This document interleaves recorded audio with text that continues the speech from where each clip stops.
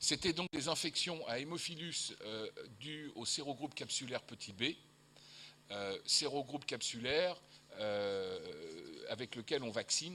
Le vaccin comporte uniquement du polysaccharide petit b, et les méningites à hémophilus ont disparu, quasiment disparu. Il reste des infections à hémophilus, des otites, éventuellement des pneumopathies, mais pas à petit b, à d'autres sérogroupes capsulaires qui ne donnent pas de méningite. Mais les deux principales bactéries que vous rencontrerez dans votre carrière, en dehors de la période néonatale, c'est le méningocoque et le pneumocoque. Mais il y a aussi deux autres bactéries auxquelles il faut penser tout le temps. Tout le temps. Parce que si vous les oubliez, les circonstances sont dramatiques. C'est l'Listeria monocytogenes, et je vous en reparlerai un peu plus dans le détail tout à l'heure, et Mycobacterium tuberculosis, dont je vous ne reparlerai pas aujourd'hui, parce que je suppose que vous avez des cours extensifs sur Mycobacterium, sur les méningites, sur Mycobacterium tuberculosis, qui est l'agent de la tuberculose. Mais ces deux pathogènes, il faut toujours, devant une méningite, les avoir en arrière-pensée, parce que si on les loupe, elles peuvent être très trompeuses, et si on les loupe, c'est une catastrophe. Voilà. Donc ne les oubliez jamais. Listeria monocytogenes, c'est surtout chez les malades immunodéprimés, leucémiques, en aplasie ou cancéreux en aplasie, etc. Et chez la femme enceinte, pour une raison totalement ignorée, c'est une cause de syndrome grippal chez la femme enceinte, et ça c'est très classique. Un syndrome grippal chez la femme enceinte qui traîne un peu au moment où il n'y a pas la grippe, ça doit faire évoquer une infection à Listeria. Alors, le diagnostic de méningite, ça repose sur l'analyse du liquide céphalorachidien. Je ne vous fais pas les signes cliniques, les cliniciens vous les feront. Moi, je vous fais ce que le laboratoire, l'aide du laboratoire au diagnostic de méningite. C'est l'analyse. On arrive très vite, dès qu'on pense à la méningite, on fait quoi? Une ponction lombaire. Et qu'est-ce qu'on sort du liquide céphalorachidien? Alors, la première chose à savoir, c'est qu'est-ce que c'est qu'un liquide céphalorachidien normal? Dans un liquide céphalorachidien normal, il n'y a pas de cellules. En fait, c'est du sérum physiologique tamponné.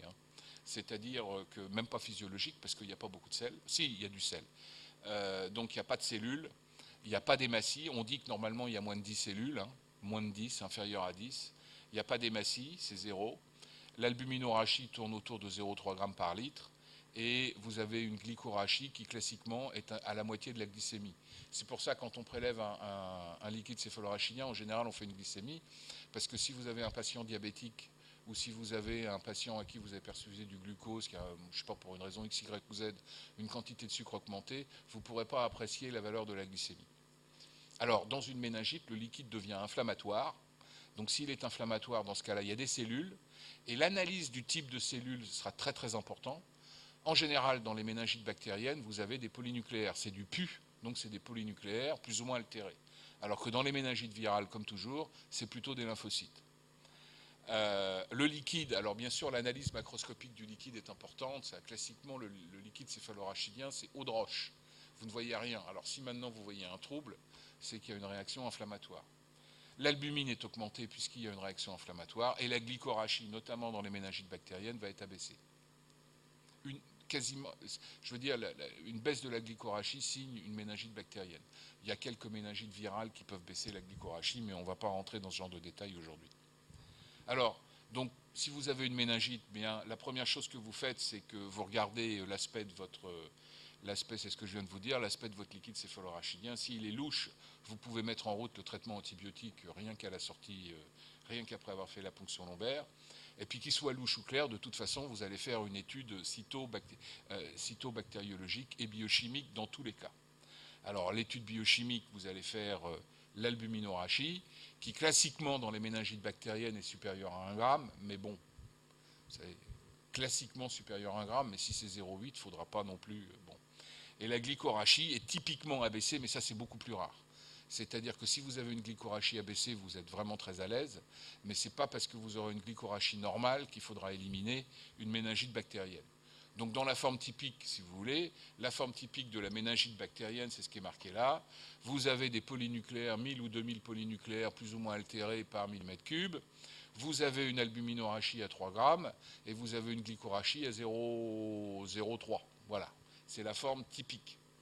Alors, il y a quelques exceptions. L'exception principale, mais ça c'est... bon, c'est... Une infection bactérienne, un abcès du cerveau au contact des méninges, ça peut arriver. un abcès du cerveau pas loin des méninges, va vous donner une réaction méningée qui peut ressembler à celle de la méningite bactérienne. Bon, mais dans ce cas-là, vous avez un tableau clinique différent avec des signes de localisation neurologique, etc. Mais voilà le tableau typique de la méningite bactérienne. N'oubliez pas ça. Polynucléaire, quelques milliers, ou même au moins quelques centaines. Albumine, plus de 1 gramme, mais en général c'est 2-3 grammes. Glycorachie abaissée, vous mettez en route des antibiotiques. Alors bien sûr, comme la vie n'est pas un long fleuve tranquille, vous pouvez avoir des méningites, ce qu'on appelle des méningites à liquide clair, c'est-à-dire non seulement le liquide est clair, mais quand il y a une cellularité, c'est des lymphocytes. D'accord ? Vous pouvez avoir des méningites à lymphocytes qui peuvent être des méningites bactériennes, notamment dans 2 cas. Les 2 cas que je vous ai donnés tout à l'heure, Listeria et Mycobacterium et BK. D'accord ? C'est classiquement une méningite à BK, c'est à liquide clair. Mais dans ce cas-là, vous allez avoir une albuminorachie qui sera un peu augmentée ou une hypoglycorachie, si vous avez de la chance, qui sera abaissée. Et puis il y a le tableau clinique, c'est-à-dire que la méningite virale, c'est aigu, ça survient, la méningite ourlienne, ça survient à une époque de la vie, et puis le tableau clinique doit vous faire penser à une méningite ABK. Mais sachez que le tableau, le liquide céphalorachidien d'une méningite ABK ou d'une méningite listérienne peut être à liquide clair. Parfois avec un peu de polynucléaire dedans, mais peut-être à liquide clair, et dans ce cas-là, vous aurez besoin de votre expérience clinique et d'y penser surtout, et d'y penser. Voilà. Alors, il y a bien sûr le tableau, alors synormoglycorachie, dans une méningite à liquide clair, s'il y a un contexte aigu, chez un enfant qui n'a pas eu les oreillons par exemple, ou au cours d'une épidémie à entérovirus, et que l'albuminorachie n'est pas très élevée, que la glycorachie est normale, que l'enfant il a de la fièvre, il est un peu confus, mais enfin parce qu'il a de la fièvre, bien le diagnostic le plus probable sera une méningite virale, et là vous ne faites rien en dehors de donner des antipyrétiques et de le renvoyer à la maison. Voilà. Donc c'est quand même un diagnostic à ne pas louper, parce que d'un côté, devant une méningite, soit finalement c'est une grippe qui est un peu plus cognée et puis vous renvoyez à la maison, soit c'est pas une grippe un peu plus cognée et puis il faut donner des antibiotiques, et que si vous ne les donnez pas, il y a quand même des conséquences qui peuvent être dramatiques. Donc il faut bien connaître les différents aspects du liquide céphalorachidien et surtout bien les avoir compris pour être capable de les interpréter en fonction des données cliniques qu'on vous donnera ou qu'on vous a peut-être déjà donné dans d'autres cours. Vous l'avez déjà eu le cours sur les méningites par les infectiologues? Non, bah vous l'aurez sûrement. Voilà. Donc c'était pour le... Alors après, le microbiologiste intervient parce que on va faire un examen bactériologique, c'est-à-dire à côté de la cellularité, la cytologie et la biochimie, vous l'avez en 1 heure, quoi. La bactériologie, l'examen direct, vous l'aurez en 1h15. Alors à l'examen direct, qu'est-ce qu'on regarde? Premièrement, y a-t-il des germes? Et s'il y a des germes, quelle est leur coloration de grammes? Alors les germes, on vous répond il y a des germes ou il n'y a pas de germes. Et la coloration de grammes, est-ce que ce sont grammes plus, est-ce qu'ils sont grammes moins? Est-ce que ce sont des coques ou est-ce que ce sont des bacilles? Et très globalement, vous allez pouvoir... donc voilà, et en fonction, si on vous dit il y a des germes et c'est un cocci à grammes négatif, vous penserez méningocoque. D'accord? C'est normal puisque c'est les diapositives d'après. Mais enfin, il y a quand même des grands trucs à savoir, que le méningocoque c'est un cocci à gramme négatif et que le pneumocoque c'est un cocci à gramme positif. Ça fait partie des grandes choses. Quand même. Alors bien sûr, si la microbiologie est négative, si l'examen direct, ce qui arrive souvent, qu'on ne trouve rien au direct, que la culture ne pousse pas, dans ce cas-là, on peut faire des antigènes solubles. Et puis maintenant, ce qu'on a tendance à faire, c'est une réaction de PCR pour mettre en évidence de l'ADN bactérien au sein du liquide céphalorachidien. Mais ça n'arrivera pas en urgence. Et vous aurez dû prendre votre décision antibiotique ou pas antibiotique avant. D'accord? Bien sûr, alors culture, identification, antibiogramme, tout ça c'est fait d'une façon... Profitez du fait qu'on n'est vraiment pas nombreux pour me poser des questions si vous avez envie. Hein. Voilà. Alors maintenant, on va prendre les bactéries les unes après les autres. Un peu catalogue, mais j'ai essayé de le faire le moins rébarbatif possible. Alors, on va commencer par le méningocoque. Alors, il y a un truc qu'il ne faut pas louper. La méningite à méningocoque, ça s'appelle la méningite cérébrospinale. Mais la méningite cérébrospinale, c'est uniquement la méningite à méningocoque. Toutes les méningites sont cérébrospinales, mais classiquement, le nom méningite cérébrospinale. Donc, si on vous pose une question méningite cérébrospinale, ne parlez pas du pneumocoque. D'accord? Faites-moi ce plaisir. Bon. C'est très classique. Hein. La méningite cérébrospinale égale méningite à méningocoque. Donc, le méningocoque est un cocci à gramme négatif, un diplocoque à gramme négatif. En fait, il y a deux diplocoques à gramme négatif d'intérêt médical, le méningocoque et le gonocoque. C'est pas très compliqué. Alors, bon, la croissance, je ne vais pas vous dire quelles sont l'activité métabolique du méningocoque, ça n'a aucun intérêt. Sachez simplement que c'est un germe qui a une croissance sur milieu riche et qui est fragile. Ça veut dire quoi? Parce que pourquoi il faut que vous sachiez ça? Parce que si vous recherchez un méningocoque, il faudra le dire au laboratoire, il ne faudra pas que l'APL arrive mettre 3 heures pour arriver. Parce que la bactérie, elle pourra être lysée. Il ne faudra pas la mettre au frigo.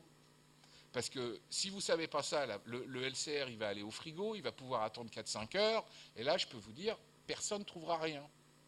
D'accord? Donc sachez que c'est un germe fragile qui nécessite des milieux riches. C'est-à-dire que si vous cherchez du méningocoque dans le LCR, ce n'est pas la peine de prévenir le laboratoire, parce qu'il cherchera de toute façon dans tout LCR. Mais si vous cherchez un méningocoque dans la gorge, il faudra lui dire que vous voulez du méningocoque. Parce qu'il ne va pas ensemencer les mêmes milieux. Autrement, si vous envoyez un prélèvement de gorge sans le dire, il ne va pas le deviner, le laboratoire. D'accord? Donc il faudra lui dire recherche de méningocoque, de portage méningococcique.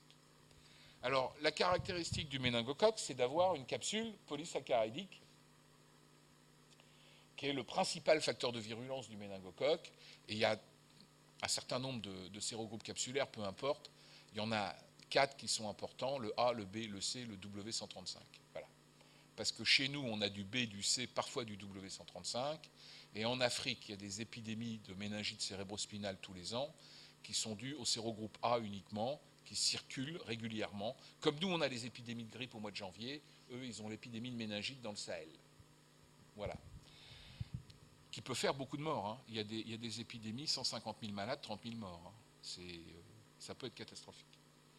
Et il y a un vaccin, contre le méningocoque, fait des polysaccharides A, C, Y et W135. D'accord. Et on injecte du polysaccharide purifié qui peut être conjugué et qui, quand il est conjugué, on peut le donner au nouveau-né. C'est Menveo dont vous avez peut-être entendu parler, par exemple. Voilà. Est-ce que je suis clair sur les vaccins conjugués? Vous en avez déjà entendu parler? Des vaccins conjugués? Oui ou non? J'entends pas. Oui? Ah bah très bien, super. Et vous savez donc que le vaccin polysaccharidique petit b, il n'y a pas de vaccin contre le méningocoque B. Il y en a un, mais je reviendrai tout à l'heure. Parce que le polysaccharide petit b est un antigène identique à un antigène cérébral.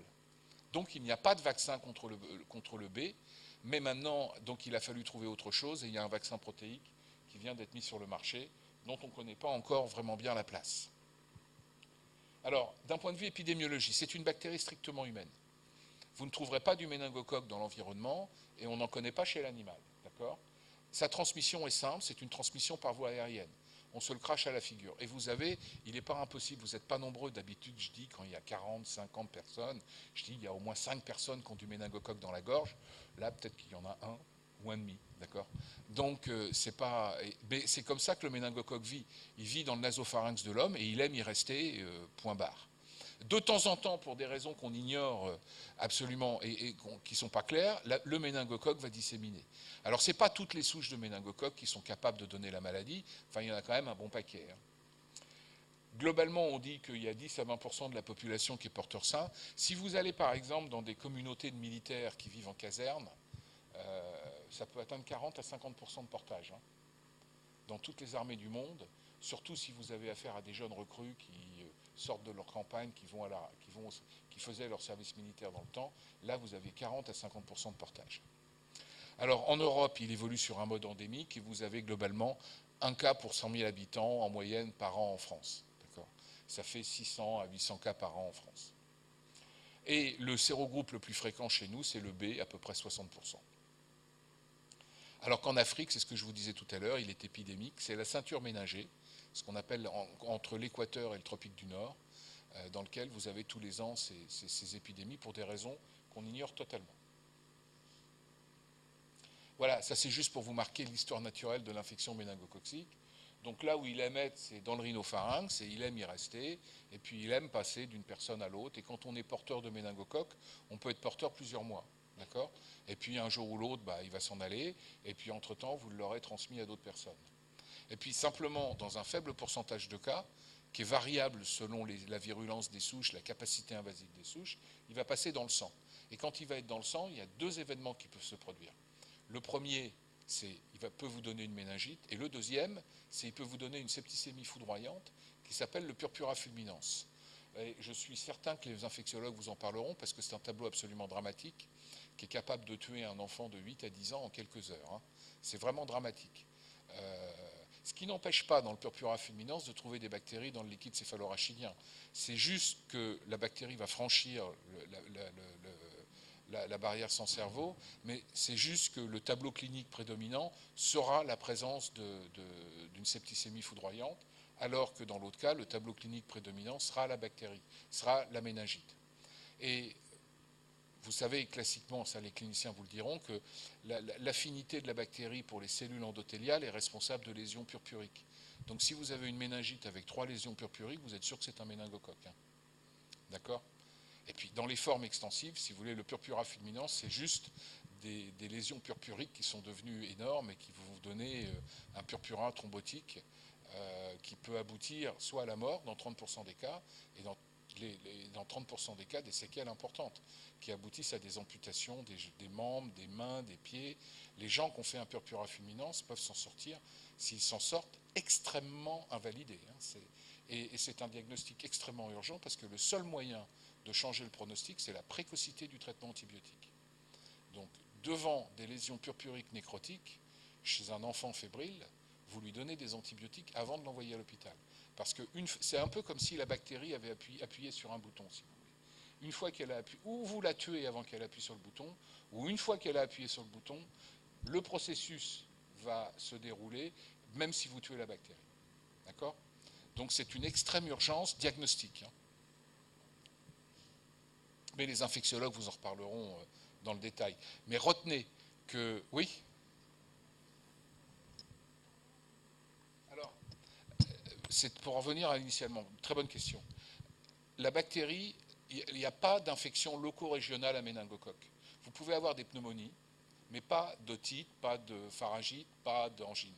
La bactérie va dans les méninges en franchissant la barrière sans cerveau. Donc il y a un passage dans le sang qui peut être inaperçu. Et au cours de ce passage dans le sang, la bactérie va adhérer à quelques cellules endothéliales, et c'est cette adhésion à ces quelques cellules endothéliales qui va être responsable des lésions purpuriques. Et puis s'il y a une adhésion aux cellules endothéliales cérébrales, vous allez avoir le franchissement de la barrière hémato-encéphalique et la méningite. Mais si la bactérie adhère à énormément de cellules endothéliales, que la bactériémie qui passe inaperçue entre guillemets est très importante, il va y avoir une adhésion massive aux cellules endothéliales, et c'est cette adhésion massive qui sera responsable du purpura fulminans et des thromboses qui vont imposer les nécroses. Est-ce que je suis clair? C'est la grosse différence avec le pneumocoque qu'on va voir après. Le pneumocoque, il peut franchir la barrière hémato-encéphalique, mais je pense que c'est beaucoup plus rare. C'est très difficile à apprécier, mais je pense que c'est beaucoup plus rare pour le pneumocoque que pour le méningocoque. Par contre, beaucoup de méningites à pneumocoque sont dues à des mastoïdites, d'ailleurs quand on fait des scanners on les voit, à des mastoïdites qui vont ensemencer le liquide céphalorachidien. Ça ne veut pas dire que le pneumocoque ne franchit jamais à la barrière hémato-encéphalique, mais rien à voir avec le méningocoque. Quand vous avez un méningocoque dans le sang, vous avez 7 ou 8 chances sur 10 de le trouver dans le LCR. D'accord? Donc, si vous voulez, c'est la vraie bactérie qui franchit la barrière sans cerveau. Et elle le franchit par interaction directe entre les bactéries et les cellules endothéliales. Donc, la bactérie a trouvé un moyen d'ouvrir la barrière hémato-encéphalique, la barrière sans cerveau. Si vous ouvrez les bouquins, on peut vous dire que ça utilise les polynucléaires ou je ne sais quelle cellule. Ce n'est pas vrai. C'est une interaction directe. Ce qui en fait un germe captivant. Voilà. Alors le diagnostic microbiologique, il est très simple, hein. Il repose sur l'isolement, l'identification du germe. Alors évidemment, si vous ne l'isolez pas, vous pouvez toujours faire une PCR. Vous pouvez aussi isoler le germe du sang, hein. La culture, vous pouvez une hémoculture peut-être positive parce que vous êtes arrivé trop tôt ou trop tard, ou je ne sais pas, et la PL est négative, ou vous l'avez laissé traîner au frigo et puis tout est devenu négatif, bah, l'hémoculture peut encore vous sauver. Vous pouvez faire d'autres prélèvements. Si vous avez un prélèvement cutané, vous pouvez prélever, si vous faites une biopsie cutanée dans un élément purpurique, vous isolerez du méningocoque. Il y a du méningocoque dans les lésions. Vous pouvez aussi faire un prélèvement de gorge. En général, on le fait surtout dans l'entourage pour repérer les porteurs sains. Mais là, si vous faites le prélèvement de gorge, il faut dire que vous recherchez du méningocoque. D'accord? Parce qu'autrement, le laboratoire, il ne sera pas efficace. Et vous direz, mon laboratoire est mauvais. Voilà, vous faites l'identification, puis l'antibiogramme. Rien de bien spécifique. Alors, ne demandez pas une sérologie méningocoque. Ça n'existe pas. On ne vous le fera pas. D'accord?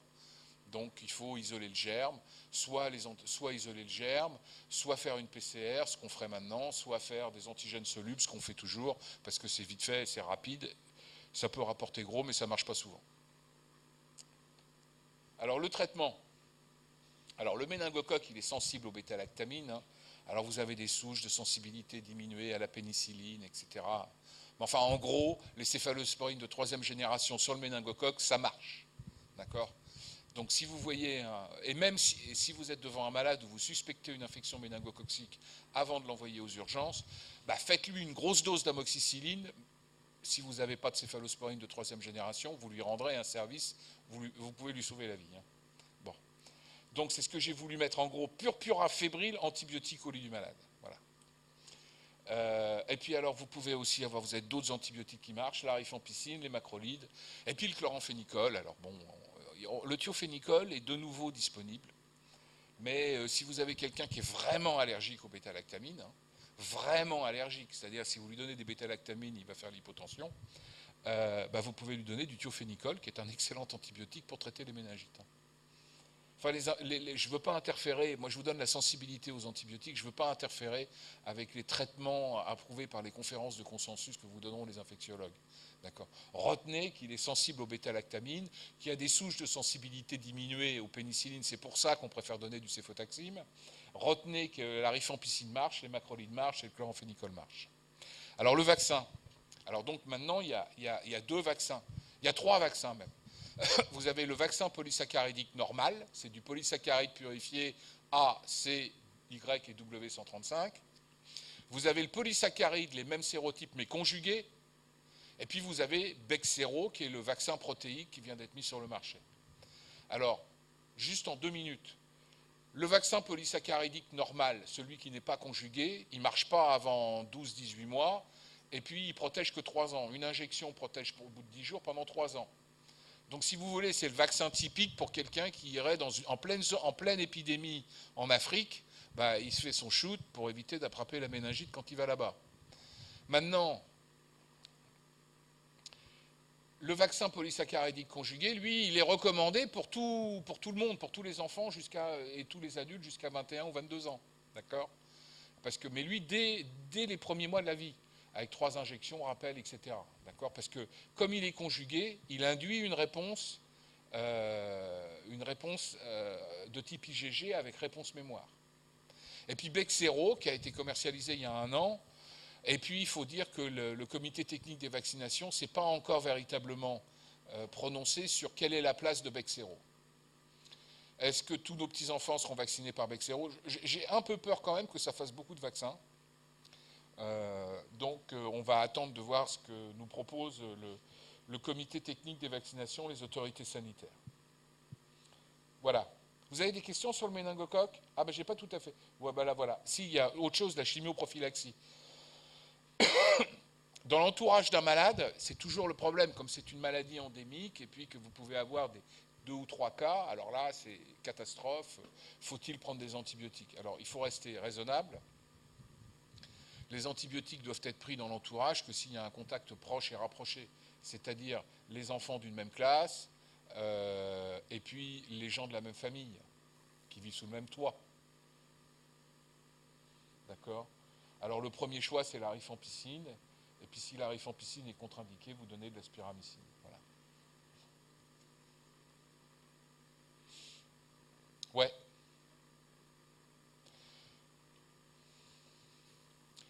La raison est un peu hypocrite, c'est parce qu'on ne voudrait pas décapiter une méningite sous-jacente. Voilà. C'est l'unique raison. Ouais. Non, là, en prophylaxie, vous avez raison, la rifampicine ne doit pas être donnée seule. D'ailleurs, là, on ne la donne pas à grosse dose, hein, on la donne à 10 mg kg et pas 20 mg kg.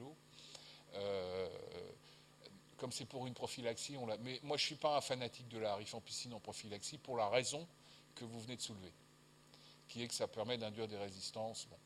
Je pense que l'érythromycine ou la spiramycine ferait aussi bien et à moindre risque. Sans compter que si vous prenez, si vous avez 20 ans, que vous prenez la pilule, bon, vous voyez ce que je veux dire, quoi.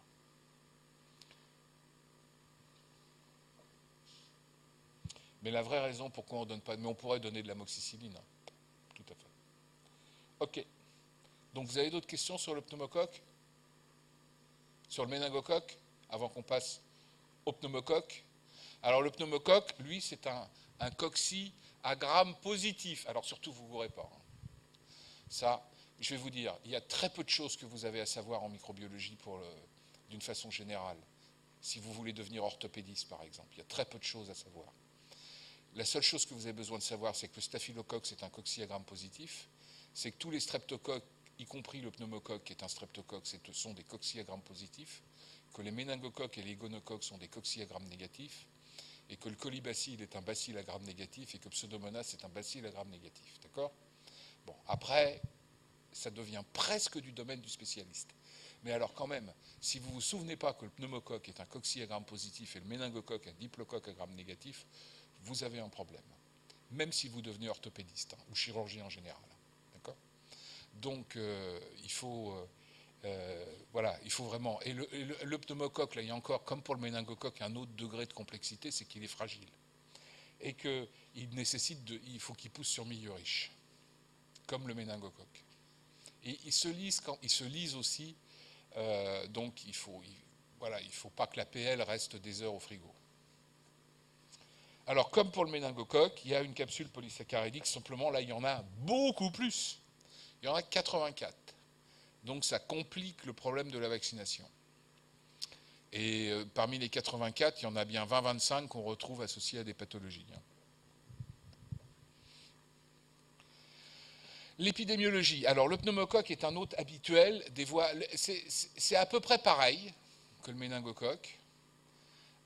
En termes d'histoire naturelle. Vous aurez une diapo sur l'histoire naturelle après. Sauf que la différence, c'est que ça donne des infections loco-régionales.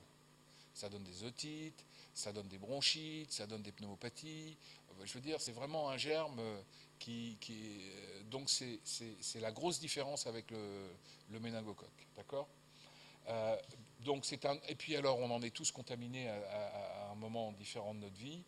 Et il y a des gens qui sont vraiment à risque d'infection pneumococcique parce que c'est un germe qu'on a beaucoup plus fréquemment, qui sont les âges extrêmes de la vie.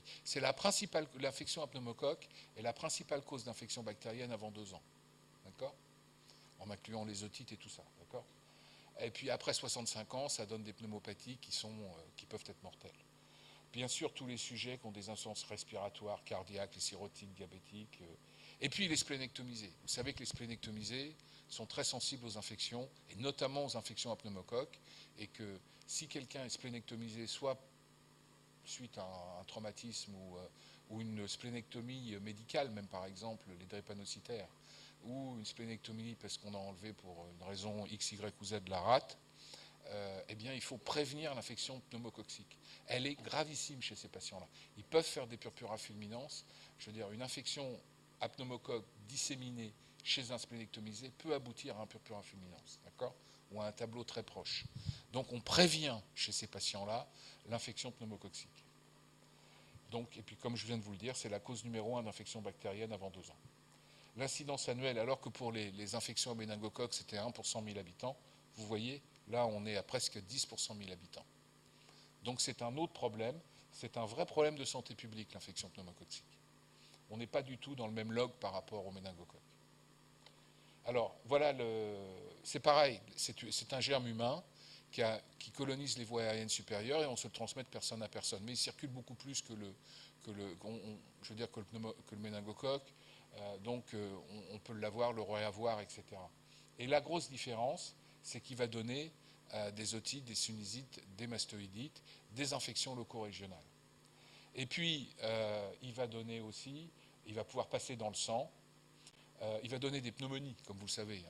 Il va donner des pneumonies, il va pouvoir passer dans le sang, et là donner des septicémies avec toutes les complications possibles, y compris les méningites. Mais les méningites, ça peut aussi, c'est ce que je vous disais, à partir des voies aériennes supérieures.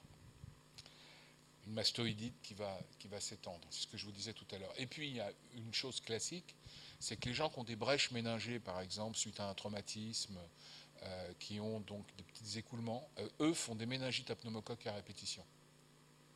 D'accord? Donc, quelqu'un qui fait 2 méningites à pneumocoque, il faut chercher la brèche. Ça, c'est classique. 2 méningites, une méningite à pneumocoque récidivante, il faut chercher la brèche méningée. Et puis la traiter chirurgicalement. Voilà. Alors, l'antibiothérapie, il me semblait que j'avais des... Oui, ouais, le diagnostic microbiologique apparaît après, c'est pas très grave. Donc, en ce qui concerne l'antibiothérapie, alors il y a beaucoup de souches qui sont de moindre sensibilité. Je ne vous donne pas les traitements parce que, une fois encore, je ne veux pas interférer avec les infectiologues parce que je ne disais pas tout à fait la même chose et après ça créait des confusions. Alors, on va laisser aux infectiologues le soin de vous dire quel antibiotique, quelle dose, etc. Donc les nombreuses souches il y a beaucoup de souches de pneumocoques qui sont de moindre sensibilité, donc ça veut dire que dans ce cas-là, on va donner plutôt, comme pour le méningocoque, des céphalosporines de 3e génération, mais on pourrait aussi donner de l'amoxicilline en augmentant les doses. Et donc c'est pour ça que devant une infection à pneumocoque, le laboratoire fait une CMI. Mais les vraies résistances aux bêta-lactamines sont rarissimes. Les vraies résistances. Celui qui va être résistant, qu'on ne pourra pas donner de C3G, c'est vraiment rare. D'accord ? Alors les macrolides, eux, sont inconstamment actifs. Il y a 40% de souches résistantes. Et comme vous le savez, les aminosides, comme pour tous les streptocoques, y compris l'entérocoque, les aminosides ne marchent pas. D'accord ? Ils sont résistants aux aminosides. Par contre, en association avec les bêta-lactamines, il y a une vraie synergie. Donc on améliore l'efficacité des bêta-lactamines avec les aminosides. Mais les aminosides, retenez ça, les aminosides sont tous résistants aux streptocoques. Alors la vancomycine est constamment active, et c'est pour ça qu'il y a le traitement classique devant une méningite, c'est céfotaxime vanco. On associe les deux au cas où il y aurait une résistance du pneumocoque au céfotaxime qui n'est pas fréquent. Mais ça, vous le reverrez avec les infectiologues. Voilà. Alors, le vaccin. Alors, là encore, le vaccin, vous avez 2 types de vaccins pour le pneumocoque. Le vaccin polysaccharidique, dans lequel il y a je ne sais combien de valences. Il y a une bonne vingtaine ou 25, donc en fait c'est 25, le vaccin polysaccharidique classique c'est 25 vaccins, c'est 25 capsules purifiées. Celui-là, il est comme le méningocoque polysaccharidique seul, comme tous les vaccins polysaccharidiques non conjugués, il n'induit pas de réponse de type IgG ni de réponse de type anamnestique. Il vous induit un taux d'IgM 10 jours après qui protège 2-3 ans. Alors celui-là, on le fait chez les personnes âgées, on le fait chez les insuffisants cardiaques, respiratoires, diabétiques, tout ce que vous voulez. D'accord ? Bien. Et le vaccin polysaccharidique conjugué, c'est Prevnar. C'est Prevnar, qui a maintenant 11 valences, je crois. Il y en avait 7 dans la première version, maintenant il y en a 11. Et lui, on le fait à tous les nourrissons et il est inclus dans la vaccination de l'enfance. Et là, c'était largement justifié, sachant que c'est la première infection bactérienne avant 2 ans. Il n'est pas efficace à 100%, mais je veux dire, il protège quand même pas mal. Donc il faut le faire. Le diagnostic microbiologique des infections à pneumocoque, comme d'habitude, ça repose sur l'isolement et l'identification et l'antibiogramme. Bien sûr, les prélèvements que vous allez envoyer vont dépendre du contexte.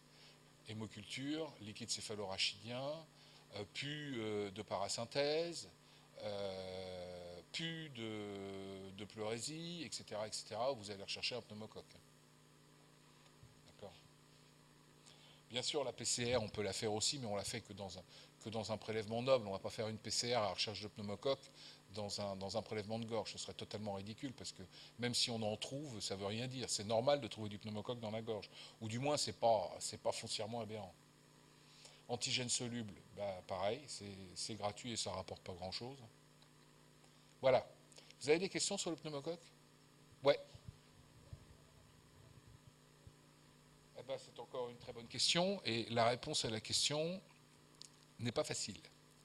Parce que le pneumocoque, à la différence du méningocoque, n'adhère pas aux cellules endothéliales périphériques. D'accord? Il n'y a pas du tout cette adhésion. J'aurais pu vous montrer des photos d'adhésion de méningocoque à la cellule endothéliale. C'est même un moyen pour le. C'est fantastique. Dans ce cas-là, je pense que c'est le niveau de la bactériémie qui induit. C'est-à-dire, comme le patient est splénectomisé, il va avoir une charge bactérienne. Normalement, les bactéries sont éliminées par la rate, les polynucléaires dans la rate. Il va avoir une charge bactérienne qui va être telle qu'elle va induire un purpura fulminans. Des purpura fulminans, vous pouvez en voir par exemple aussi dans des bactériémies monstrueuses à Klebsiella, ou même à Colibacille, c'est rare.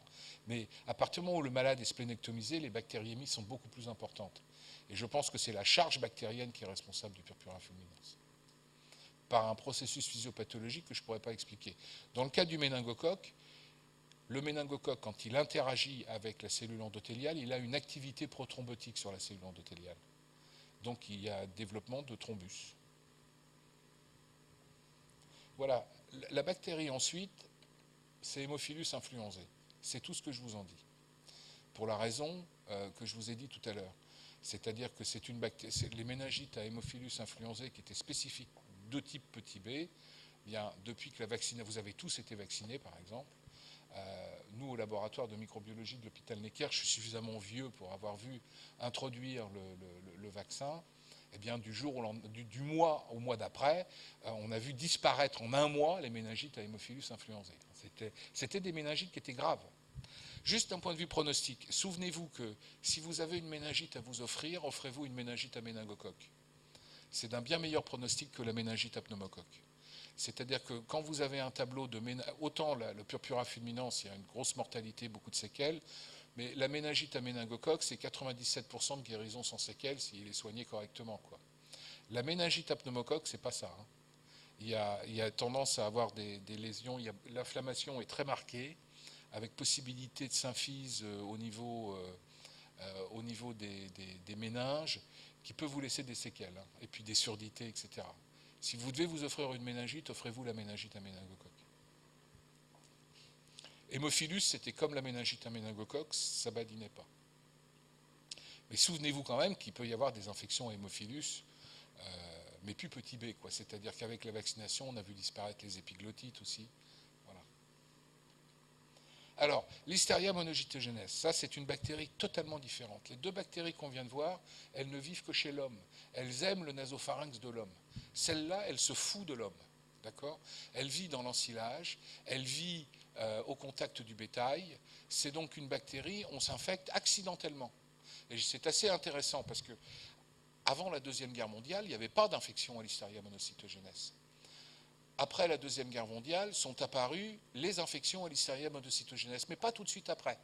Elles sont apparues dans les années 70. Parce que qu'est-ce qui s'est passé dans les années 50-60, d'après vous ?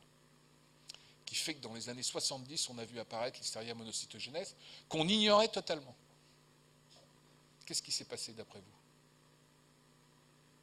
Eh bien, on a eu du frigidaire. Avant, ma grand-mère, elle avait un garde-manger. D'accord ? C'est-à-dire que quand on mettait ça dans le garde-manger, on protégeait des mouches, mais ça pourrissait assez vite. D'accord ? Tandis que maintenant, la particularité de Listeria monocytogenes, c'est de se développer à 4 degrés. À 4 degrés, elle est capable de se multiplier, la bactérie. Ce qui se fait donc que quand vous partez d'une rillette, c'est pour ça que dans les années 80-90, on a eu des épidémies, et maintenant on n'en a quasiment plus d'infection listérienne parce qu'on a pris des précautions. Quand vous partez d'une rillette faite avec un animal contaminé dans une usine, il n'y a que quelques bactéries qui sont là. D'accord ? Le pot de rillette, il va suivre la chaîne du froid, mais la bactérie aussi, elle va suivre la chaîne du froid. Arrivé dans votre frigo, il y en aura un peu plus, et pour peu que vous laissiez la tranche de jambon ou le pot de rillette encore une petite semaine, ben là vous aurez une tonne de listeria. D'accord ? Donc c'est nos habitudes alimentaires et l'avènement du frigidaire qui a vu exploser les infections à listeria. Parce que pour faire une infection à listeria, il ne faut pas bouffer 10 listeria. Il faut en ingérer de l'ordre de 10 puissance 9 à 10 puissance 10. Ce n'est pas du tout une bactérie virulente, donc il faut un vrai paquet. Donc, et le seul moyen d'avoir 10 puissance 9 ou 10 puissance 10 Listeria, c'est de passer par le frigo, qui était un excellent milieu d'enrichissement. Est-ce que je suis clair? D'accord? Et il y a une autre bactérie comme ça, c'est Yersinia enterocolitica, qui se divise aussi à plus 4 degrés. Donc c'est un bacille à Gram positif. Ouais, vous avez une question?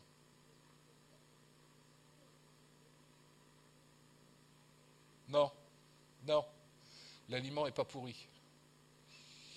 C'est pas dans le garde-manger, c'était des anaérobies, c'était des germes, et puis on voyait que c'était pourri. Non, là c'est pas pourri.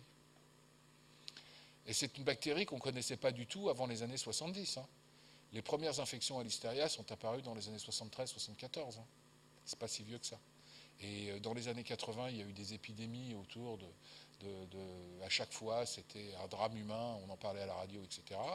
Et puis il y a bien sûr des mesures draconiennes qui ont été prises, et puis c'est surveillé, et puis maintenant il n'y en a quasiment plus. Quoi. Mais on dit quand même, il faut faire attention, il n'y a que quelques dizaines de cas par an en France. Donc, c'est ce que je vous dis, croît sur milieu ordinaire, c'est donc un germe de l'environnement, c'est pas du tout un germe qui nous est propre, il croît sur milieu ordinaire, donc il pousse sur n'importe quoi, et même à 4 degrés. C'est un bacille à Gram positif, hein. Souvenez-vous de ça quand même. Donc, elle est présente très largement dans le milieu extérieur, et l'homme se contamine à partir de son alimentation. La production industrielle des aliments, c'est ce que je viens de vous dire, la conservation à basse température augmente le risque. Tout simplement parce que c'est un moyen de sélection. Mais je me répète, hein, ce n'est pas 3 bactéries qui vous infectent. C'est 10 puissance 9, c'est-à-dire 1 milliard ou 10 milliards de bactéries, il faut manger quand même. Hein. C'est donc une bactérie pathogène opportuniste qui va toucher, bien sûr, si vous êtes en bonne santé et que vous n'êtes pas enceinte. Ça ne veut pas dire que les femmes enceintes sont en mauvaise santé, mais on ne sait pas pourquoi les femmes enceintes font des infections listériennes. Voilà. Et les nouveau-nés. Donc devant, et voilà. Si vous avez un terrain comme ça, il faut y penser. Hein. Je pense que les quelques centaines de cas par an en France ne sont plus vrais. Il faudra que j'update cette diapositive. Donc c'est simple, histoire naturelle. Tube digestif, ça passe dans le sang. Il y a des gens qui disent que ça peut même donner une petite diarrhée. Hein. Ça passe dans le sang, et une fois que c'est dans le sang, chez la femme enceinte, ça ne donne pas vraiment des méningites, ça donne surtout une fièvre au long cours. Donc une fièvre au long cours chez une femme enceinte, je veux dire, il faut penser à la listériose. Mais d'abord, on y pense, parce que vous verrez, vous y penserez, parce que vous serez marqué. Et puis une fois que c'est dans le sang, ça peut passer dans les méninges. Et puis ça traverse la barrière fœto-placentaire et ça donne des infections fœtales qui sont dramatiques hein, pour le fœtus. Hein. Ce n'est pas des blagues. Il faut faire le diagnostic et mettre en route le traitement rapidement. Donc les deux tableaux, si vous voulez, c'est fièvre au long cours chez la femme enceinte ou fièvre au long cours chez l'immunodéprimé. Et puis l'autre tableau, c'est la méningite à liquide clair. Avec une formule un peu panachée, ce n'est pas que 100% de l'info. Vous aurez 60% de l'info et 40% de polynucléaire. Et là, ça donne des méningo-encéphalites. Hein. C'est ce qu'on appelle des méningites basilaires, mais là, les infectiologues vous en reparleront. Le traitement. Alors, il faut connaître la sensibilité. C'est la pénicilline, et ça résiste aux céphalosporines. Je veux dire, c'est classique. Ne donnez pas. Quel est l'autre germe qui résiste aux céphalosporines? Alors, il faut le savoir, ça. Pour lequel il ne faut jamais donner de céphalosporine. Et pour lequel on serait tenté d'en donner. L'entérocoque et l'hystéria. Ça, il faut le savoir. Infection entérocoque, pas de céphalosporine. Mais par contre, la pénicilline marche très bien. Et les aminosides ont une action synergique avec la pénicilline, comme pour les streptocoques. C'est sensible au Bactrim et au chloramphénicol. Et il n'y a pas de vaccination.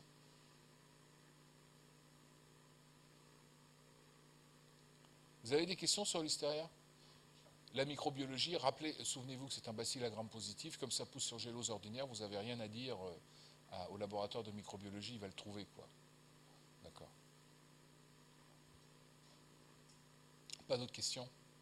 Alors maintenant, on va finir avec les 2 autres bactéries qui sont responsables de méningite néonatale. Et je me répète, hein, ces bactéries-là sont responsables de méningite néonatale, mais si vous les retrouvez chez un adulte, en général, il n'y a pas de méningite. Hein. Bon, c'est exceptionnel. Je suis sûr que si je fais la littérature, j'en trouverai, mais on est dans le domaine de la rareté. Alors, Streptococcus agalactiae, qui est le streptocoque du groupe B, est un coccille à Gram positif qui pousse sur milieu riche, comme tous les streptocoques. Et puis, normalement, il est dans le tube digestif ou le tractus urogénital, chez un pourcentage important de la population. Alors, chez le nouveau-né peut s'infecter de 2 façons, la contamination verticale ou horizontale. Vertical, c'est en passant la filière, il y avait du streptocoque du groupe B dans la filière et au cours de l'accouchement, il se contamine. Mais ça ne devrait plus exister parce que maintenant, on fait systématiquement une recherche de streptocoque du groupe B à, je ne sais plus quelle semaine, je crois que c'est 35e semaine, je ne sais plus. Enfin bref, les gynécologues vous rediront ça, mais on fait systématiquement une recherche de portage de streptocoque du groupe B avant l'accouchement. Puis s'il y en a, on éradique, d'accord. Donc en fait, les infections, du fait de cette prévention, les infections à streptocoque du groupe B ont quand même bien diminué. Ça, c'est la contamination verticale. Puis vous avez la contamination horizontale, c'est les gazous-gazous de la mamie. C'est-à-dire qu'elle se contamine directement à partir de l'environnement, quoi. Voilà. Ça, c'est difficile à prévenir.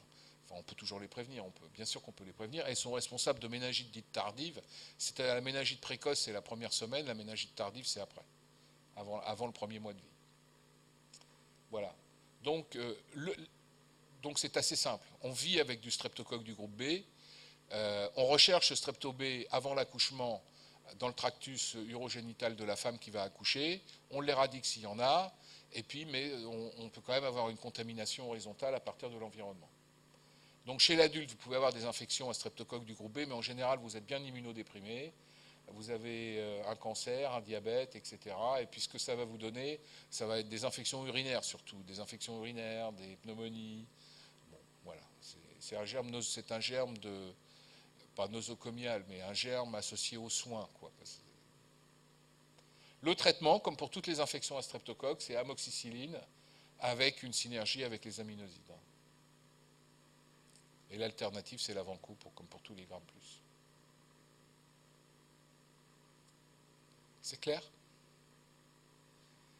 Le dernier, parce qu'on en a assez, c'est l'autre gros pathogène des infections. Alors, le colibacille ne donne pas que ça.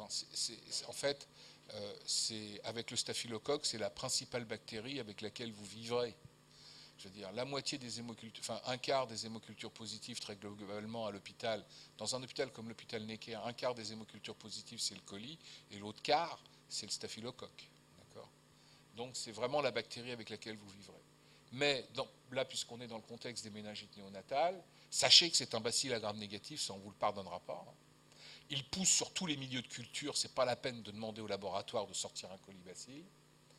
Et il y a une centaine de sérogroupes capsulaires, mais celui qui est essentiellement associé avec la méningite néonatale, c'est le sérogroupe K1. D'accord. Alors, bien, le colibacille, on en a dans tout notre tube digestif. Je veux dire, tout le monde a du colibacille dans son tube digestif. Il n'y a pas de dépistage possible. Là encore, le bébé peut se contaminer lors du passage de la filière ou par une contamination horizontale à partir de l'environnement. Et le traitement, c'est les infections à colibacille. Ça, c'est normalement les bêta-lactamines, mais vous savez maintenant, classiquement, c'est les céphalosporines de 3e génération. Et puis si on pense qu'on peut avoir affaire à une souche multirésistante, on lui donnera plutôt des carbapénèmes en association avec les aminosides. Là, on fait ce qu'on peut en fonction de l'antibiogramme.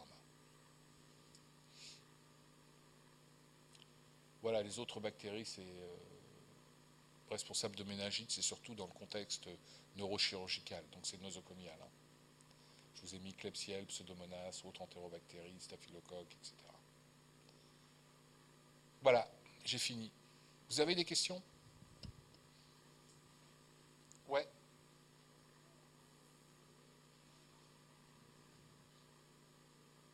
Oui, c'est ce que j'ai dit. C'est pour ça qu'on fait toujours une glycémie quand on dose, quand on fait un LCR, il faut faire une glycémie en parallèle. Ce sera toujours la moitié, mais la moitié de 1,2 g ou d'1,3 g, ça fera 0,65 g. Alors que dans ce cas-là, mais s'il y a 1,2 g de glycémie, mais qu'il y a 0,4 de glycorachie, il y a une hypoglycorachie. C'est toujours la moitié. Parce que l'hypoglycorachie doit être... la glycorachie normale, c'est la moitié de la glycémie. Pour dire qu'il y a hypoglycorachie, il faut l'interpréter en fonction de la glycémie. Pas d'autres questions ?